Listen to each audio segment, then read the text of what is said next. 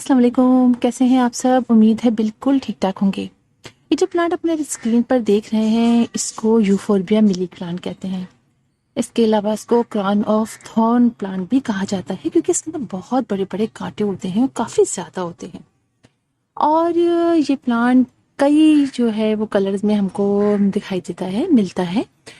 इसकी बड़ी वैरायटी भी होती है जो कि हाइब्रिड वैरायटी कहलाती है, जिसके अंदर आप समझिए बड़े बड़े फ्लावर्स होते हैं, मल्टी कलर्स के भी होते हैं। इसके अलावा इसकी छोटी वैरायटी भी होती है जिसके अंदर छोटे छोटे से आप ये देखिए फ्लावर्स होते हैं, इसके लीव भी छोटे छोटे होते हैं। ये प्लांट एक सेकुलेंट प्लांट है, यानी ये कि इसकी केयर बिल्कुल वैसे ही हम करते हैं जैसे सेकुलेंट प्लांट की जाती है, लेकिन इसको बहुत ज़्यादा सनलाइट पसंद होती है। लेकिन आप ज़रूरी नहीं है कि आप उसको बहुत ज़्यादा सनलाइट में रखें, आप पार्शली शेड में भी रख सकते हैं, यानी जहाँ पर छन के धूप आए वहाँ पर भी आप इसको रख सकते हैं। तो हर एक कंडीशन में इसकी ग्रोथ जो है वो बहुत अच्छी मतलब होती है। लेकिन जब आप डायरेक्ट सनलाइट में ज़्यादा देर रखते हैं 5 से 6 घंटे की, तो फिर तो बहुत ही अच्छी ग्रोथ होती है। मेरा जो ये प्लांट है ये 5 से 6 घंटे की डायरेक्ट सनलाइट में रहता है और ये लगातार इसमें इसी तरीके से फ्लावरिंग होती रहती है। आप देख रहे हैं इतने बड़े बड़े फ्लावर्स इसके निकलते हैं जो बहुत खूबसूरत लगते हैं। इसी तरह ये वाला जो प्लांट है इसके अंदर भी पूरी फ्लावरिंग होती रही है। और ये मदर प्लांट था, इससे काट के मैंने ये वाला प्लांट लगाया, इसकी कटिंग लगाई और आप देखिए इसके अंदर भी। अच्छा, ये प्लांट के जो फ्लावर्स होते हैं बहुत बहुत अरसे तक लगे रहते हैं। अब आप देखिए ये बिल्कुल नया निकल रहा है, ये 15 से 20 दिन पुराना है और ये उससे भी पुराना है, यानी समझिए बहुत बहुत अरसे इसके अंदर ये फ्लावर्स लगे रहते हैं, उसके बाद ये गिर जाते हैं। और बड़े खूबसूरत तरीके से इसके आप देखिए इस तरह से इसके बेबीज होते हैं। आप भी देखिए कि जिस तरह मदर ऑफ थाउजेंड प्लांट के बेबीज होते हैं ना, उनके इस तरह से स्टिक्स के ऊपर निकलते हैं जहाँ फ्लावर्स होते हैं, साथ ही उसके अंदर ये इस तरह बेबीज निकलते हैं, तो इसके बेबीज भी आप देखिए इस तरह निकलते हैं। तो बड़ा खूबसूरत प्लांट है, बहुत इजी टू ग्रो प्लांट है, इसके लिए आपको बिल्कुल भी केयर नहीं करनी पड़ती है। और आप ये समझिए कि इसको पानी भी बहुत ज़्यादा ज़रूरत नहीं होती, जैसे कि मैंने कहा कि सेकुलेंट प्लांट है तो इसको पानी की भी ज़्यादा ज़रूरत नहीं पड़ती है। लिहाजा आप इसको छोटे पॉट में भी ग्रो कर सकते हैं और बड़े पॉट में भी ग्रो कर सकते हैं। मेरे पास हर तरह के पॉट है और सब में ये बहुत अच्छे तरीके से ग्रो कर रहा है। आप देखिए कि ये जो प्लांट है ये इसका मदर प्लांट है, इसी से मैंने ब्रांच कट की और मैंने ये लगाई, इससे ये प्लांट निकला है। तो इतना ईजी टू ग्रो प्लांट है।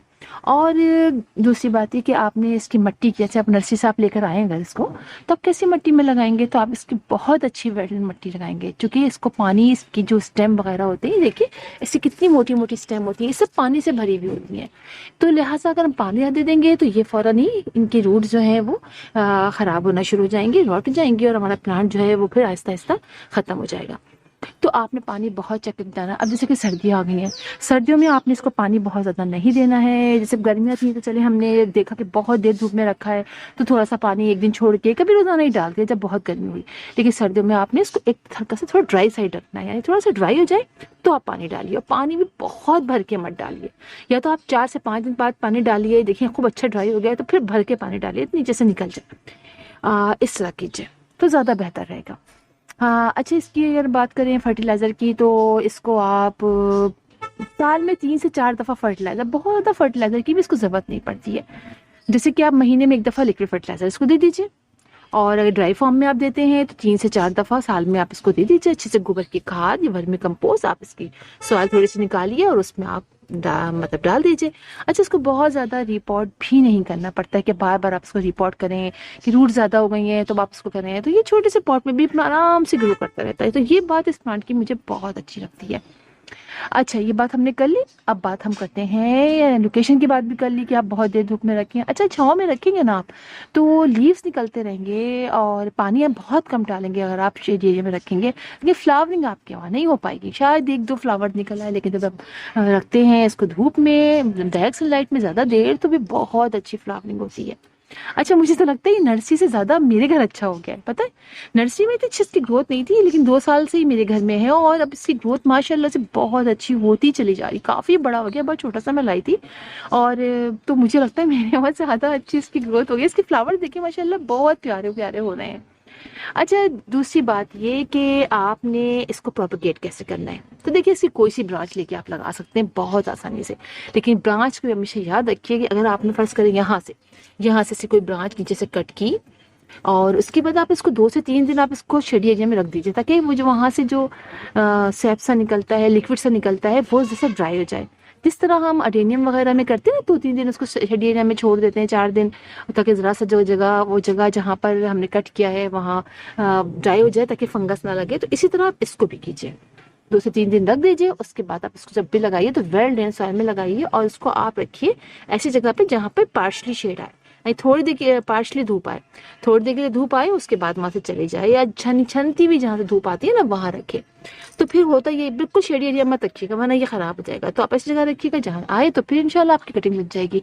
और बहुत मजे की बात ये कि आप देखिए कि यहाँ पर फ्लावरिंग हुई थी, यहाँ पर फ्लावर से, अब फ्लावर जब खत्म हुए तो मैंने वहां पर इस तरह से बेबीज लगे हुए थे, तो वो बेबीज काट के मैंने निकाला, कट किए और मैंने लगा दी अच्छी वेल्डियन सॉइल में, और शेडी एरिया में रखा जहाँ पर छन के हल्की सी धूप, तो ऐसी जगह रखा जहाँ पौधों के दरमियान से धूप आती थी। 1 घंटे में आती होगी धूप छन के, या 2 घंटे ऐसी आती होगी वहां पे मतलब प्लांट्स के दरमियान में। और पानी बहुत देख के बहुत कम डाला मैंने। तो देखिए मेरा ये प्लांट को लगे हुए 15 दिन से ज्यादा हो चुके हैं, और मेरा ये कटिंग लग गई है। तो इस तरह से देखिए कटिंग लगी, देखिए लटक रही होती है, देखिए देखा, ये 2 यहाँ से कट कीजिए, यहाँ से कट कीजिए, और इनको लगा दीजिए। तो बड़ा प्यारा प्लांट है, आप इसको ईजिली लगा सकते हैं। और अच्छा एक बात और, कि मुझे पिछले दफा भी काफी कमेंट्स आए थे, इस दफा भी काफी कमेंट आ रहे हैं कि यूफोर्बिया मिली में फ्लावरिंग नहीं हो रही है। तो आप देखिए काम मैंने क्या किया है, आप देख रहे हैं, मैंने यहाँ के बहुत सारे लीव्स निकाले हैं, यहाँ के निकाले हैं, कुछ यहाँ के निकाले हैं, देखिए निकाले हैं। जब हम ये लीव्स निकाल देते हैं ना, तो इनकी ब्रांचेस भी बहुत निकलती हैं। मैं आपको दिखाती हूँ, देखिए इसका मैं आपको बिल्कुल प्रूफ देती हूँ अभी। ये देखिए मैंने कितने सारे इसके लीव्स निकाले, तो आप ये देखिए कितनी ब्रांचेस निकल रही है। ये देखिए, यहाँ देखिए, इसको मैंने सारे लीव्स निकाल दिए, तो ब्रांचेस भी निकल रही है और साथ फ्लावरिंग भी हो रही है। तो होता ये जब बहुत ज्यादा ऐसा कंजेस्टेड होता है, देखिए आप इस पर नोट कीजिए, मैं आपको दिखाती हूँ। आप देखेंगे इसमें नीचे फ्लावरिंग नहीं हो रही है, देखिए आप इसको घुमा के दिखाऊं, देखिए आपको दिख रही है नहीं ना, क्योंकि नीचे तक लीव्स लगे हुए हैं। अगर लीव्स हम थोड़े से इसके निकाल देते हैं, एक्स्ट्रा लीव्स, जब फ्लावरिंग नहीं होती ना तब हम ये करते हैं, इसके कुछ बड़े बड़े से लीव्स निकाल देते हैं। तो जहां जहां से हम लीव्स निकालते हैं वहीं से साइड से नई नई ब्रांचेस निकलती है और फ्लावरिंग होती है। तो ये सारे देखिए नए, देखिए यहाँ पर सारी ये ब्रांचेस निकल रही है, और साथ ऊपर बहुत अच्छी फ्लावरिंग हो रही है। तो ये बात आप बिल्कुल अच्छी तरह से याद रखिए कि ये आपने जरूर करना है अपने प्लांट के साथ। और हाँ, आपने इसकी मिट्टी को ऊपर नीचे भी करते रहना है, ये भी बहुत इंपॉर्टेंट है। इसलिए कि होता ये है कि हम जब एयर नहीं जाती है तब भी इन प्लांट में फंगस लग जाता है। और मेरे पास पिंक कलर वाला जो था वो प्लांट एक था, पिंक कलर का, लेकिन हुआ यही कि जब मैंने उसको ऊपर नीचे नहीं किया और थोड़ा सा ज्यादा पानी डल गया तो मेरा वो प्लांट सूख गया। तो ये हो जाता है अक्सर, हम इसे चेक नहीं कर पाते, और थोड़ा सा जब सब प्लांट में पानी डालने आते हैं ना, तो बस फिर सोचते हैं कि तो थोड़ा सा ड्राई हो रहा है, चले डालते हैं। ऐसा बिल्कुल भी नहीं करना है। आप देखिए मेरे यहाँ पर कितनी अच्छी फ्लावरिंग हो रही है, पीछे की तरफ भी देखिए, मैं आपको पीछे से इसका लुक दिखाती हूँ, छुपा के रखा है मैंने इसकी, देखिए कितनी सारी मैंने ब्रांचेस, देखिए यहाँ से मैंने कट किया था, एक कट करके इसको लगाया है, देखिए वो लग जाए तो मैं आपको दिखाऊंगी।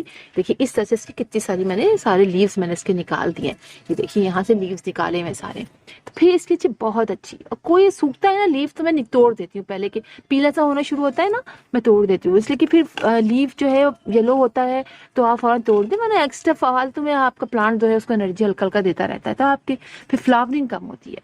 तो ये आप जरूर कीजिए, इस तरीके से आप देखेंगे कि आपका बहुत अच्छा ये प्लांट ग्रो करेगा। और यूफोर्बियम ली तो वाकई में एक बहुत अच्छा प्लांट है। ये इस तरह ब्रांचेस लंबी हो जाइए तो आप इसको भी कट कीजिए और इसको भी लगा दीजिए, थोड़े से लीव्स निकालिए जैसे मैंने मेथड आपको बताया, तो आप इस तरह लगाइए, तो आपकी बहुत अच्छे जो है वो इसके प्लांट्स में फ्लावरिंग होगी।